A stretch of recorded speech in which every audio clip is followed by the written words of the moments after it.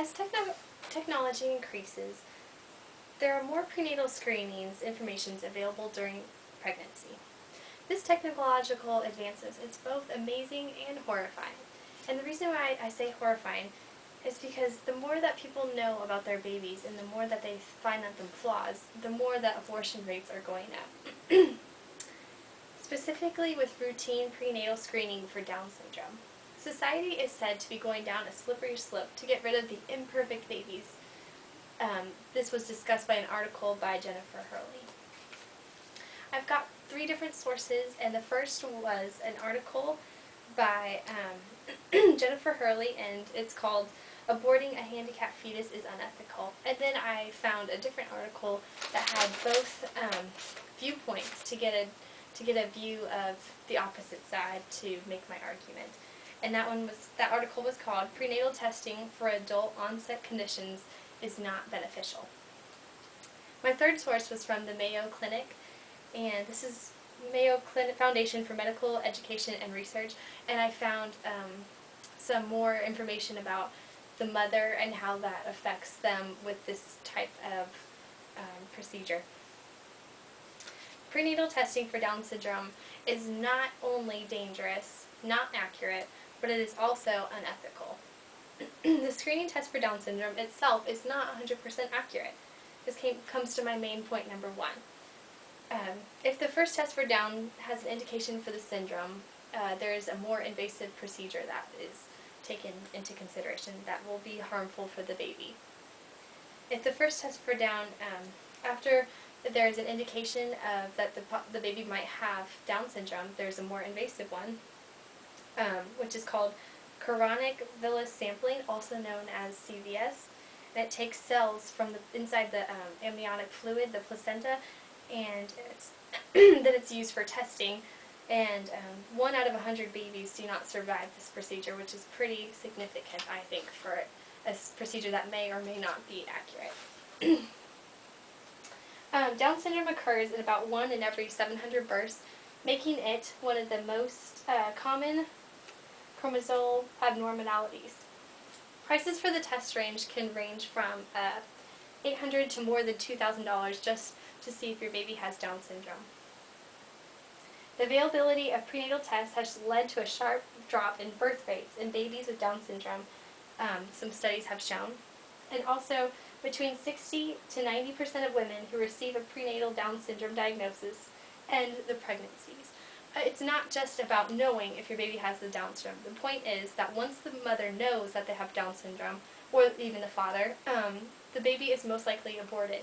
And that is part of the reason why this is an interesting and significant topic. Many parents of children with Down syndrome complain that their doctors gave them inaccurate or outdated information. Some moms have even reported that their doctors have told them that they won't be successful in society, that they will become very independent of their parents, and that they will not be successful as individuals.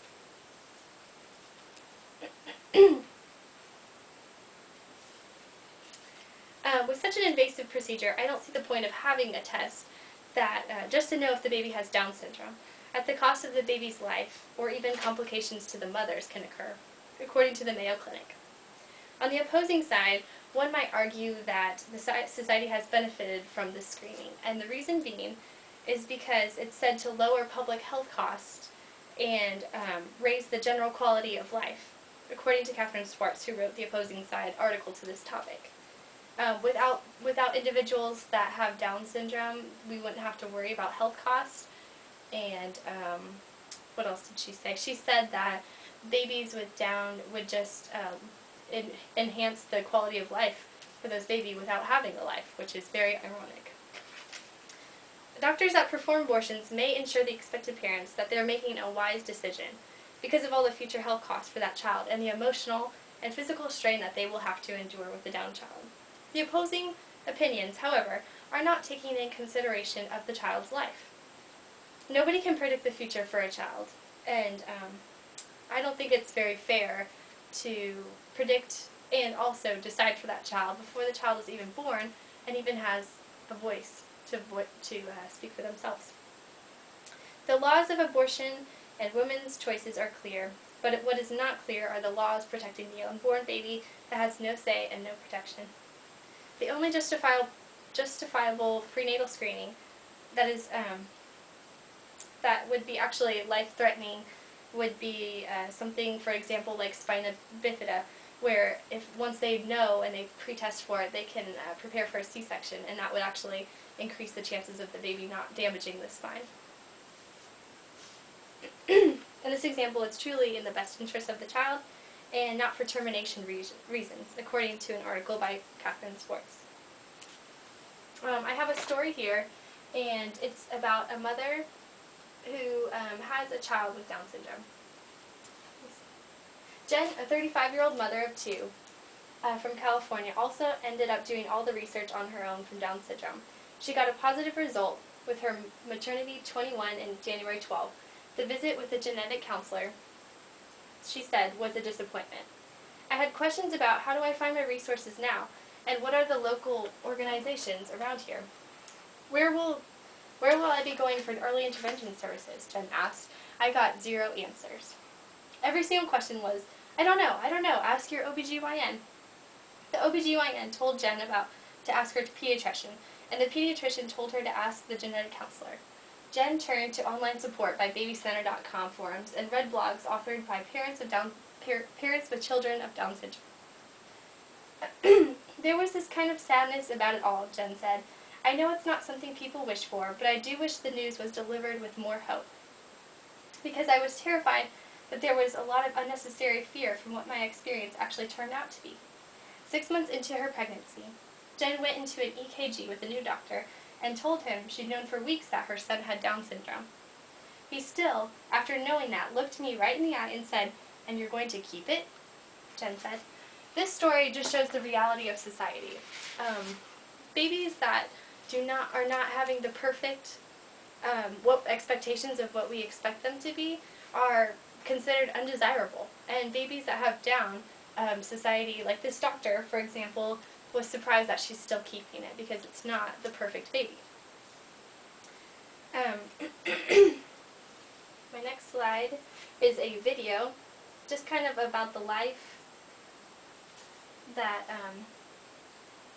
that they can have, that families with Down syndrome can have.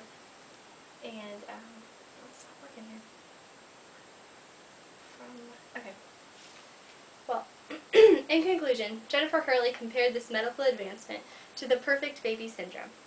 Society's slippery slope could lead to making the perfect baby that does not have Down syndrome, that doesn't have allergies, that's not left-handed, that doesn't have dyslexia, and other flaws that society has, that individuals have. Prenatal testing for Down syndrome can be dangerous for the unborn baby and the expected mother. Aborting a child with Down syndrome can be cost-effective for the economy, but does that really take in consideration of the baby's life, the cost and the value of a life? There have been multiple misdiagnoses for Down syndrome, and can one really predict what life will be like for both the child and that family? My question of value is, where does it stop? At what cost are we willing to know what our babies will be born with? Expected parents should rethink their decision to the common screening and be more educated on the matter. If parents do not think that they are ready for Down syndrome baby, adoption is always an option for them, where they will actually have a chance to live. And in conclusion, I just wanted to add that I think the value of a life is not one that we are to determine for our babies. And there are so many families that have so many successful stories of how their baby has brought so much joy to their lives.